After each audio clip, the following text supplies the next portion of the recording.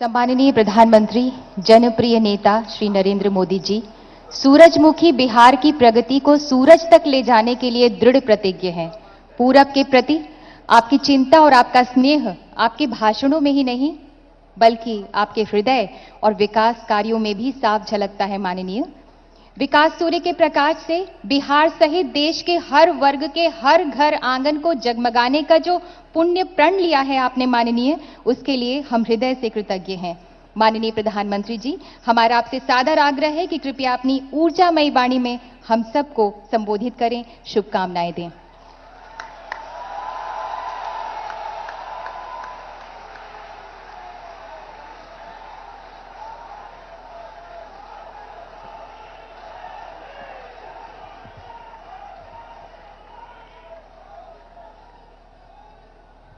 बिहार के राज्यपाल श्रीमान केशरीनाथ त्रिपाठी जी, राज्य के मुख्यमंत्री श्रीमान नीतीश कुमार जी, केंद्र में मंत्रिपरिषद के मेरे साथी श्रीमान सुरेश प्रभु जी, श्रीमान रामविलास पासवान जी, श्रीमान रविशंकर प्रसाद जी, श्रीमान धर्मेंद्र प्रधान जी, श्रीमान पीयूष गोयल जी, इसी धरती के संतान और मेरे मंत्रिपरिषद के साथी श्रीमान रामकृपाल यादव जी, श्रीमान उपेंद्र कुशवाहा जी, यहां के सांसद श्रीमान शत्रुघ्न जी, राज्य विधानसभा के नेता श्रीमान नंदकिशोर जी, विधान परिषद के नेता श्रीमान सुशील कुमार मोदी जी, उपस्थित सभी वरिष्ठ महानुभाव, देवी और सज्जनों,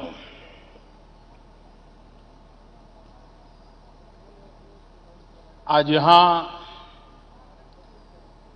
अनेक शिलान्यास के और उद्घाटन के कार्यक्रम हुए।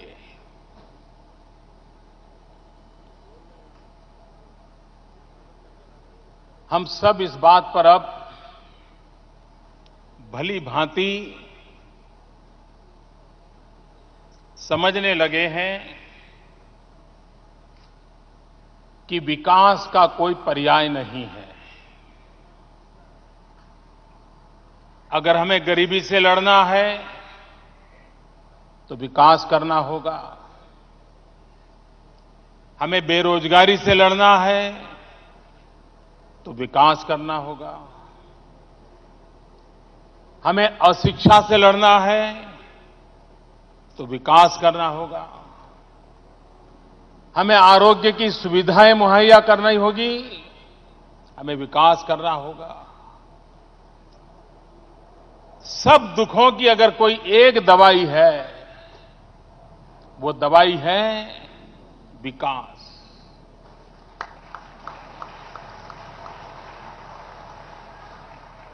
और ये अच्छी बात है कि इन दिनों राज्यों के बीच भी विकास को लेकर एक स्पर्धा का माहौल बनता चला जा रहा है। राज्यों को लगने लगा है कि वो राज्य उस बात में मेरे से आगे निकल गया, अब हम कुछ कोशिश करेंगे, हम आगे निकल जाएंगे। आखिरकार देश आगे बढ़ाना है तो राज्यों के विकास से ही आगे बढ़ने वाला है। और इसलिए देश के विकास के लिए राज्यों का विकास, इस मूल मंत्र को लेकर के केंद्र हो या राज्य हो, सबने मिलकर के काम करना, काम को आगे बढ़ाना, ये आवश्यक होता है। विकास के कामों में राजनीति कितना नुकसान करती है, उसका ब्यौरा आदरणीय मुख्यमंत्री जी ने विस्तार से दिया।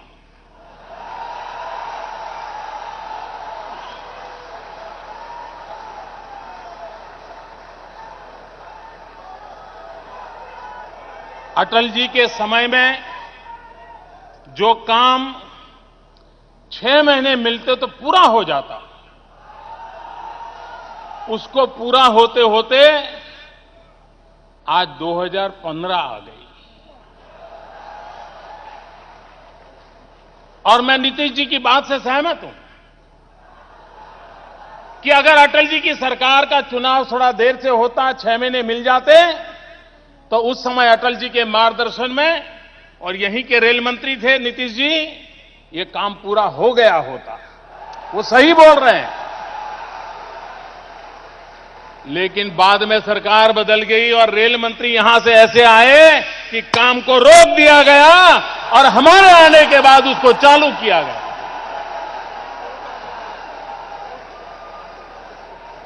अब राजनीति जो करते हैं करें, लेकिन नुकसान बिहार का हुआ, बिहार की जनता का हुआ। नीतीश कुमार जी की इस व्यथा के साथ मैं भी अपना स्वर मिलाता हूं।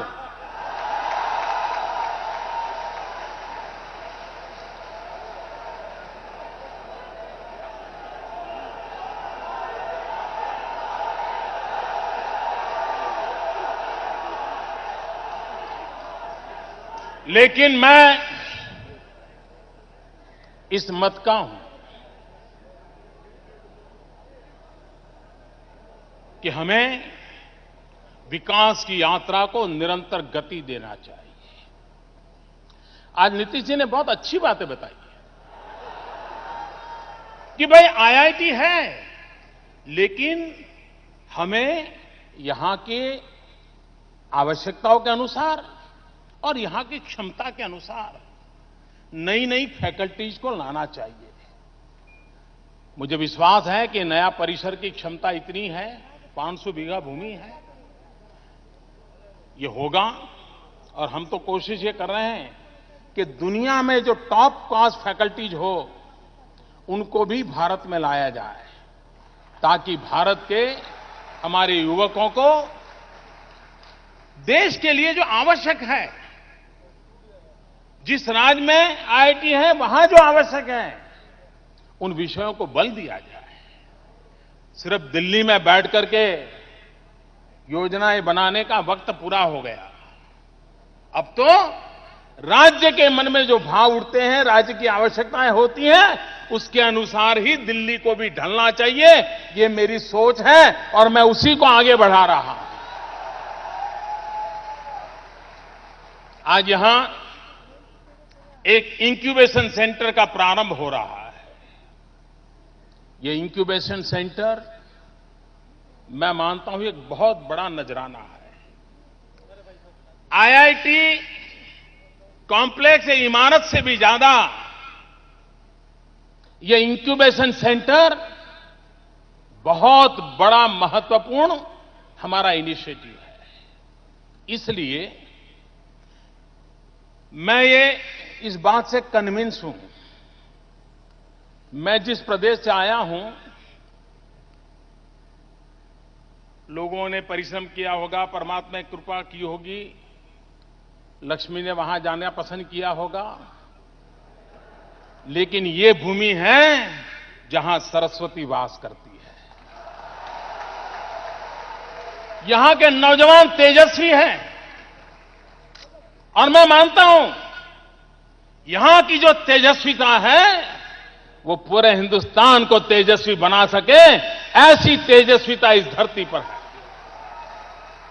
और मुझे विश्वास है कि ये जो इंक्यूबेशन सेंटर हम सोच रहे हैं, बनाने जा रहे हैं, वो भी एक विशेष मकसद से है। आज हम देख रहे हैं कि मेडिकल सर्विसेज, हेल्थ सेक्टर, ये सिर्फ डॉक्टर नाड़ी पकड़ लें, 4 सवाल पूछ लें और निर्णय नहीं होता है कि बीमारी क्या है, दवाई क्या दे। ढेर सारे मशीनों के अंदर से शरीर को गुजारा जाता है, भांति भांति मशीनों को शरीर पर लगाया जाता है, उसके बाद बीमारी तय होती है, उसके बाद उपचार का रास्ता तय होता है। पूरे हेल्थ सेक्टर में टेक्नोलॉजी का प्रभाव इतना बढ़ा है, इतने नए नए संसाधनों का आविष्कार हो रहा है और आज भारत को गरीब व्यक्ति को इन साधनों को अगर मुहैया कराना पड़े तो विदेशों से लाना बहुत महंगा पड़ रहा है।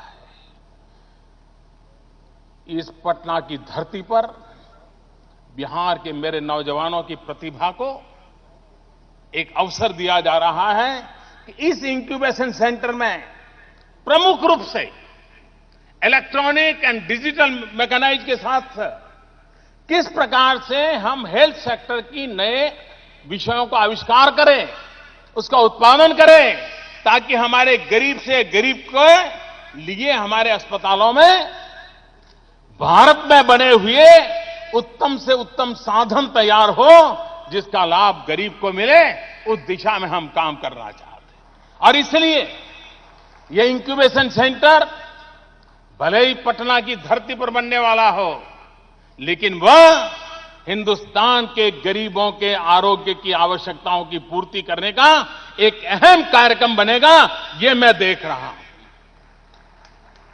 आखिरकार विकास करना है तो इंफ्रास्ट्रक्चर का बड़ा महत्व होता है, और अगर इंफ्रास्ट्रक्चर को बल नहीं दिया गया तो हम बहुत पिछड़ के रह जाएंगे। बिहार में चाहे रेल हो, रेल हो, एयर हो, उसको इंफ्रास्ट्रक्चर मिले, उसकी कनेक्टिविटी बढ़े, इस पर हम बल दे रहे हैं। हिंदुस्तान में शायद अधिकतम रेल मंत्री किसी राज्य ने दिए हैं तो बिहार ने दिए हैं। जमाने से जैसे ये रेल डिपार्टमेंट बिहार के लिए रिजर्वेशन है।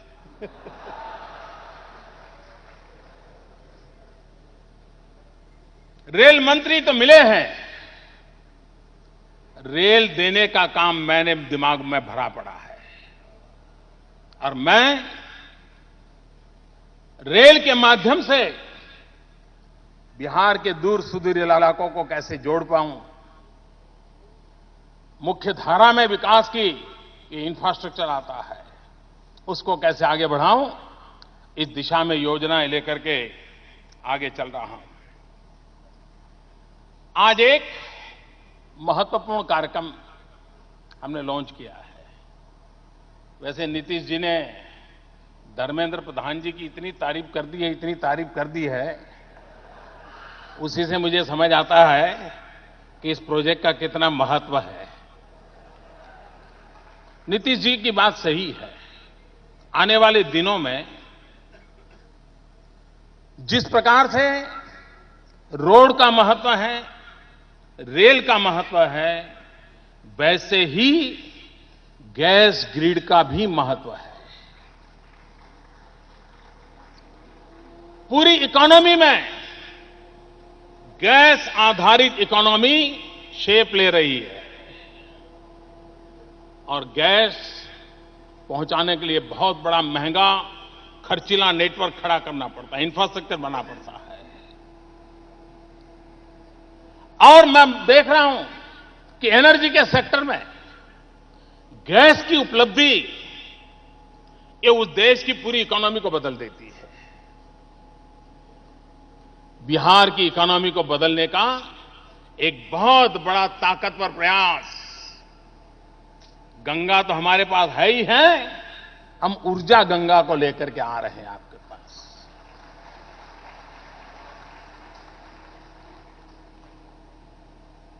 गैस पाइपलाइन बिछाएंगे सैकड़ों किलोमीटर,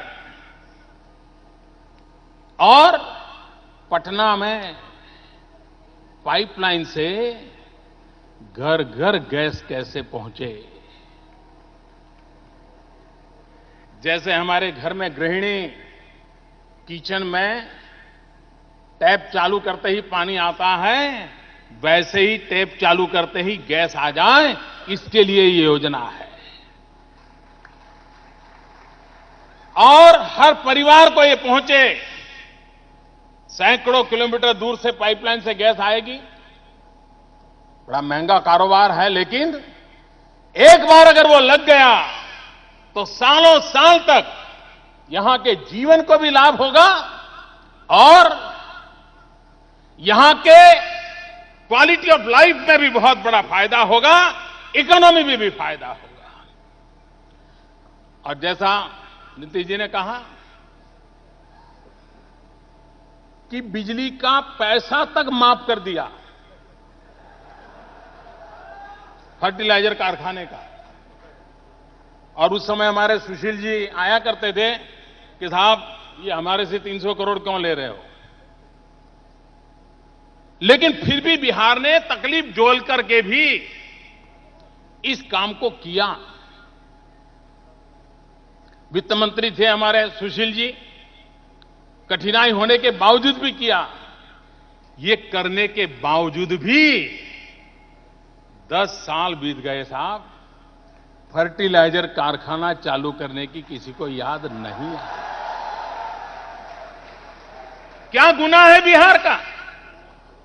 बिहार के गरीब की जेब से पैसा निकाल करके यहां की सरकार ने तकलीफ होने के बावजूद ही दिया, लेकिन उसको रोक दिया गया।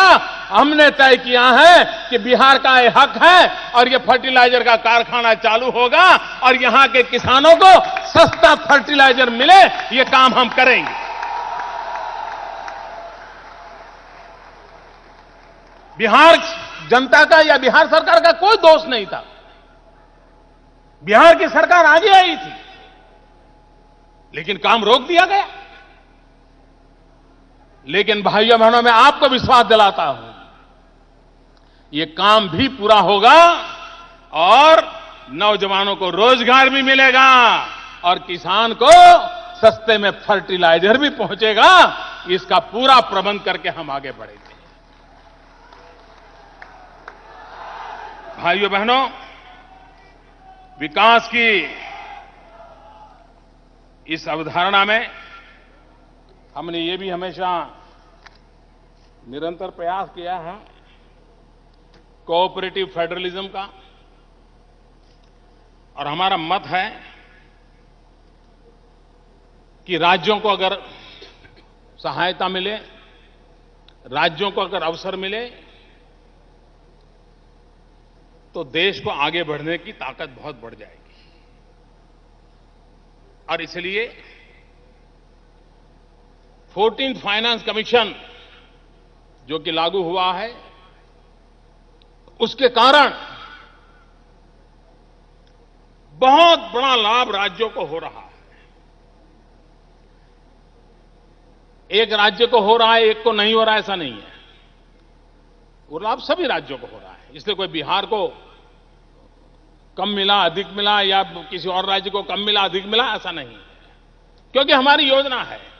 आज स्थिति ऐसी है, एक जमाना था भारत के खजाने पूरा जो था राज्यों और केंद्र का, उसमें से 65-70% खजाना दिल्ली की सरकार की तिजोरी में रहता था और 30-35% सभी राज्यों की मिलाकर के तिजोरी में रहता था।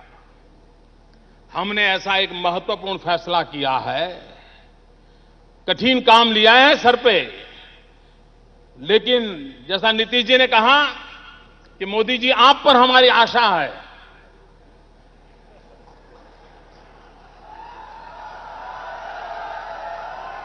उसको पूरा करने के लिए हमने एक महत्वपूर्ण फैसला किया है और वो 14th फाइनेंस कमीशन, जिसके कारण आने वाले दिनों में बिहार को, अगर 5 साल का फाइनेंस कमीशन का मैं देखूं तो बिहार को 2015 से 2020 के दरमियान फाइनेंस कमीशन के द्वारा करीब करीब 3.25 लाख करोड़ रुपया मिलने वाले हैं। 3.25 लाख करोड़ रुपया मिलने वाले हैं, जो पहले सिर्फ बीते हुए समय में सिर्फ 1.5 लाख करोड़ रुपया मिला था। 1.5 लाख का 3.25 लाख करोड़ रुपया आने वाले दिनों में, क्योंकि हम मानते हैं ये प्रदेश आगे बढ़ना चाहिए। और मेरा ये विश्वास है, पूरब में जब तक प्रगति नहीं होती है, देश कभी आगे नहीं बढ़ सकता है। चाहे बिहार हो, चाहे पूर्वी उत्तर प्रदेश हो, चाहे उड़ीसा हो, चाहे पश्चिम बंगाल हो, चाहे झारखंड हो, आसाम हो, नागालैंड हो, मिजोरम हो, ये सारा हिंदुस्तान का पूर्वी भाग, ये जब तक विकसित नहीं होता है, ये भारत माता हमारी समृद्ध नहीं हो सकती है।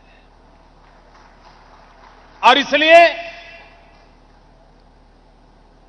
बिहार का विकास, ये हमारा प्राइम एजेंडा है। पूर्वी भारत का विकास, ये हमारा मकसद है, हमारा लक्ष्य है। और उसको आगे बढ़ाने के लिए अनेकविध नई योजनाएं हम लेकर के आने वाले हैं, उसको पूरा करेंगे। आने वाले कुछ दिनों में हमारे कुछ साथियों से मैंने कहा है कि आप जाइए, शिलान्यास कीजिए, उद्घाटन कीजिए, काम को आगे बढ़ाइए। जैसे Muzaffarpur Sonbarsa national highway 77 kilometre को डबल लेन करने का काम पूर्ण हो चुका है। करीब 600 करोड़ रुपया की लागत लगी है। पटना गया डोभी रोड को 4 लेनिंग का काम मंजूर हो गया है। करीब 1231 करोड़ रुपया की लागत है। पटना कोइलावर भोजपुर और भोजपुर बक्सर रोड का भी 4 लेनिंग का काम मंजूर हो चुका है। लागत है करीब 2012 करोड़ रुपया। भागलपुर बाईपास का काम मंजूर हो गया है। लागत है करीब 230 करोड़ रुपया। शिवहरी सीतामढ़ी जयनगर निरैया रोड का भी सुधार मंजूर कर दिया गया है। लागत है करीब 701 करोड़ रुपया। फतुहा हरनौत 12 रोड का काम मंजूर कर दिया है। लागत है करीब 590 करोड़ रुपया। इन सारे नेशनल हाईवे के प्रोजेक्ट जो इस सरकार ने ऑलरेडी मंजूर कर दिए हैं, लागत होती है करीब करीब 5000 करोड़ रुपया। क्योंकि मैं जानता हूं कि बिहार को विकास की नई ऊंचाइयों पर ले जाने के लिए इन चीजों का भरपूर उपयोग होना चाहिए और हम इसको करना चाहते हैं। आपको याद होगा, पिछले लोकसभा के चुनाव में मैं यहां आया था। गांधी मैदान में बम धमाकों के बीच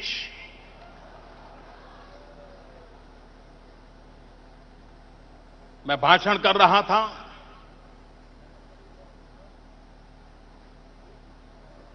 और उस समय मैंने कहा था, केंद्र में हम सत्ता में आएंगे तो बिहार को विशेष पैकेज देंगे।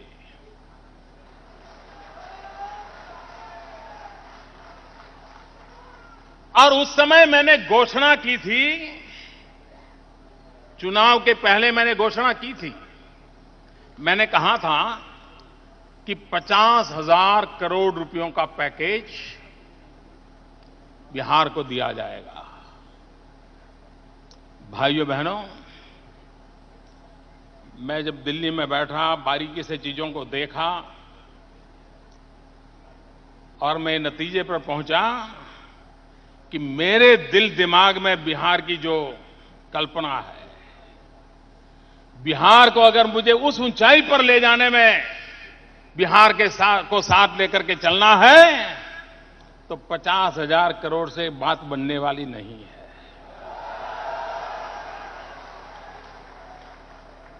उसे और अधिक करने की आवश्यकता है। मैं आज उसकी घोषणा नहीं करूंगा, मैं सही समय पर आकर के उसकी घोषणा करूंगा। लेकिन मैं इतना कहता हूं, मैंने जो वादा किया था उसको तो निभाऊंगा, उससे भी आगे मामला ले जाऊंगा। ये मैं आपको वादा करने आया, ताकि बिहार को विकास की यात्रा में कोई रुकावट नहीं आनी चाहिए और विकास की यात्रा तेज गति से आगे बढ़नी चाहिए। इसी एक अपेक्षा के साथ मुझे विश्वास है कि आज जिन योजनाओं का आरंभ हुआ है, जिन कार्यक्रमों की शुरुआत हो गई है, और भी हमारे मंत्रीगण के लोग आने वाले हैं, वो इस बात को आगे बढ़ाएंगे। आज यहां पर देश भर के कृषि वैज्ञानिकों को मैंने बुलाया है पटना की धरती पर। अब इस कार्यक्रम के बाद उनके साथ बैठने वाला हूं, क्योंकि मैं मानता हूं कि अगर हिंदुस्तान की सेकंड ग्रीन रिवॉल्यूशन की संभावना कहीं है तो हिंदुस्तान के पूर्वी इलाके में है। बिहार में है, बंगाल में है, असम में है, पूर्वी उत्तर प्रदेश में है। सेकंड ग्रीन रिवॉल्यूशन की संभावना इस इलाके में है, और इसलिए मैंने देश भर के कृषि वैज्ञानिकों को आज पटना की धरती पर बुलाया है। वो यहां बैठ करके विचार विमर्श करने वाले हैं, जो आने वाले दिनों में यहां के कृषि क्षेत्र को एक नई ताकत देने की दिशा में प्रयास करने वाले हैं। मैं फिर एक बार बिहार सरकार का, बिहार की जनता जनार्दन का, यहां के मुख्यमंत्री जी का स्वागत सम्मान के लिए हृदय से बहुत बहुत अभिनंदन करता हूं। बहुत बहुत धन्यवाद। कोटि कोटि धन्यवाद माननीय प्रधानमंत्री जी, बिहार की पुण्य धरा को अपनी वाणी का और विकास का आशीष देने के लिए। सुबह से ही आज बारिश हो रही थी, लेकिन इस कार्यक्रम को अपना आशीर्वाद देने के लिए स्वयं सूर्य देवता जैसे पधारे हों।